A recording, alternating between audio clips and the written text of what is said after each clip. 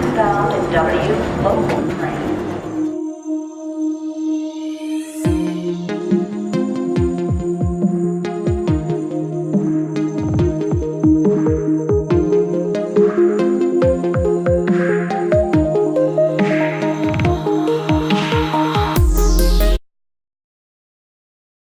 We're here today with Lora and Keith with Haldeman Mansion, and they have a fascinating story. So I want to go ahead and welcome you here, Lora and Keith.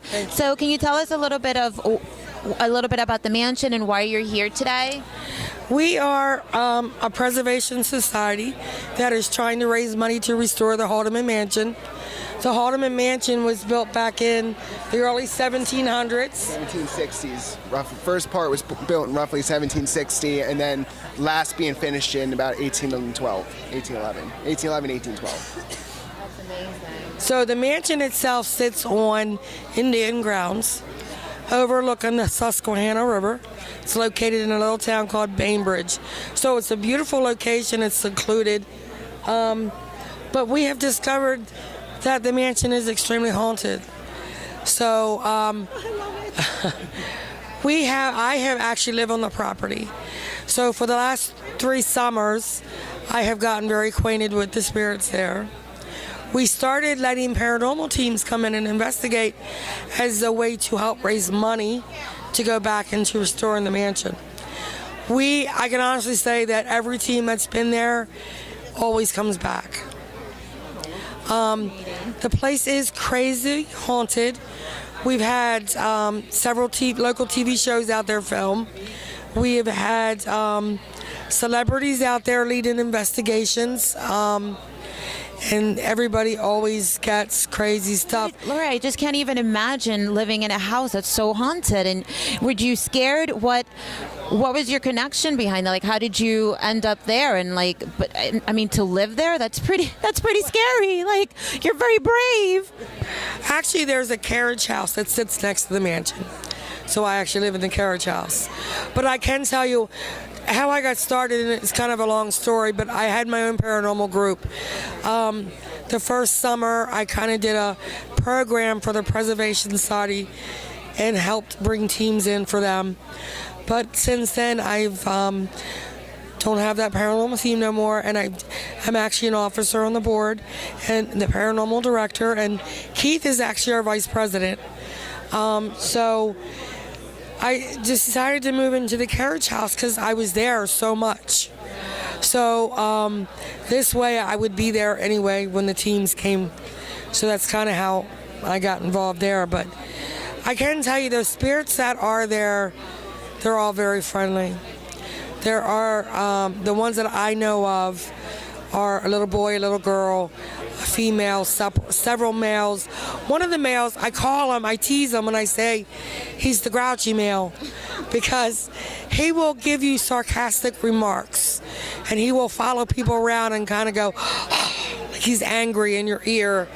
And I believe we have a simple-minded teenage boy named Jacob, and he likes to follow you around. So when you're upstairs, you'll hear his footsteps. Oh, it sounds lovely. I mean, I can't wait to book and go there myself. I'll bring everyone with me. People can sleep over there, correct? Okay, so let us know where they can find you. You can find me through Haldeman, HALDEMAN, mansion.webs.com. To schedule an investigation.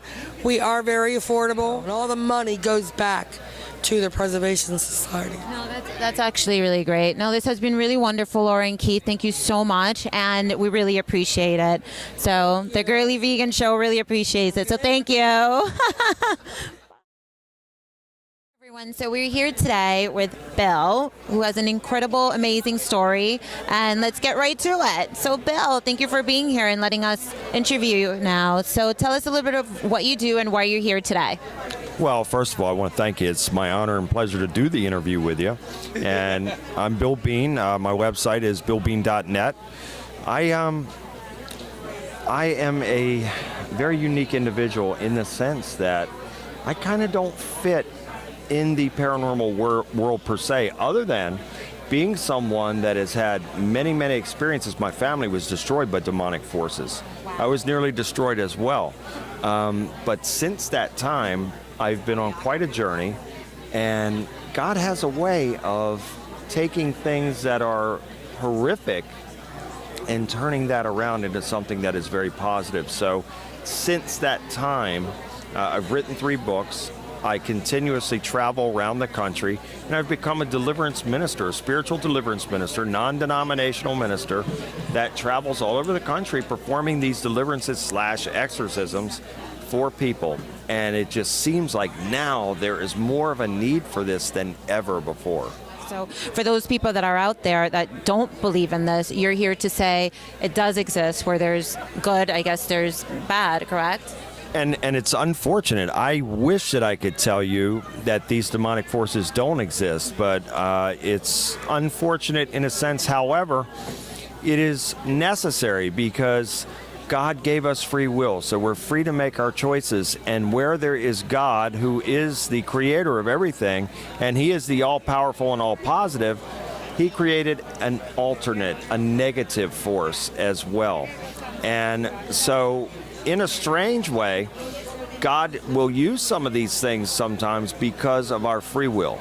And I'm honored and thankful to God for working through me to help these people. There are so many people in need now. I think so. And this is something that I never saw myself doing. Never in a million years did I think that I would be in a position to make a positive difference in someone's life. You know, I came up from the worst of the worst. You know, I've left school in the 8th grade and I felt intellectually inadequate. God blessed me because of my effort, and I'm happy to tell you that I'm a very intelligent man now, and it came from years of study. But when we turn to God and we turn and focus on a goal and really focus on that and say that we're going to do it no matter what, it might be difficult, but we will see it through if it's something that we really want. So God can make the impossible possible. Oh my goodness, I love that. That's a beautiful ending quote. I really love that, Bill. Thank you for sharing that. Do you think it's possible, because I know a lot of people probably wondering out there, that people can pick up these demonic attachments where you can go to someone's home, pick them up and leave, or pick them up in places? Do you feel they can be attached to you? No question about it. I feel that certain people, more so than others, are really susceptible to this. And if we open certain doorways, and I caution people against this, I'm not very popular in the paranormal field. I am, but I'm not. And the reason I say that I'm not is because I caution people against these things. I instruct people not to do these things, to ghost hunting and going and seeking out these things, because once those doorways are opened, you're not going to like what you find on the other side.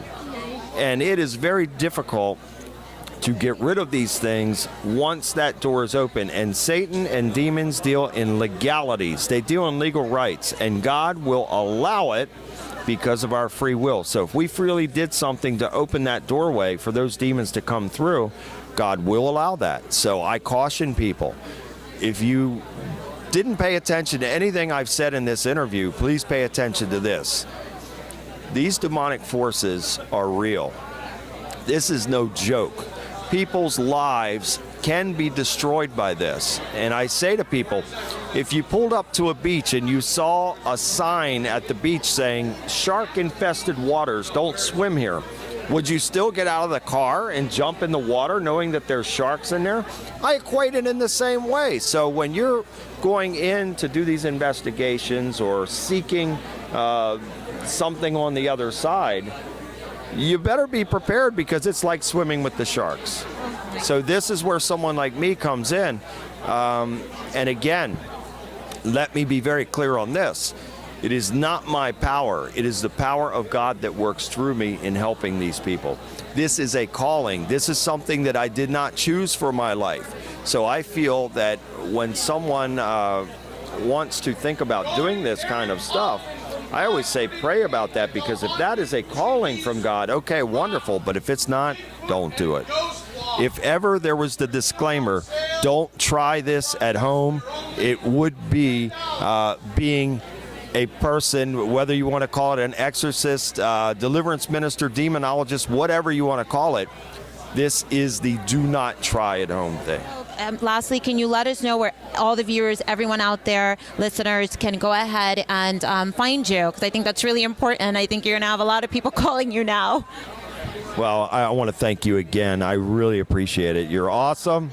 It's an awesome show. If you are in need of spiritual deliverance, please reach out to me. I answer every single message. I will get back to you. Please visit www.billbean.net. Thank you very much, and God bless. Thank you, Bill. What you do is absolutely amazing because of people like you out there, other people are getting healed. So thank you so much, and we really appreciate your journey and everything you went through. So thank you.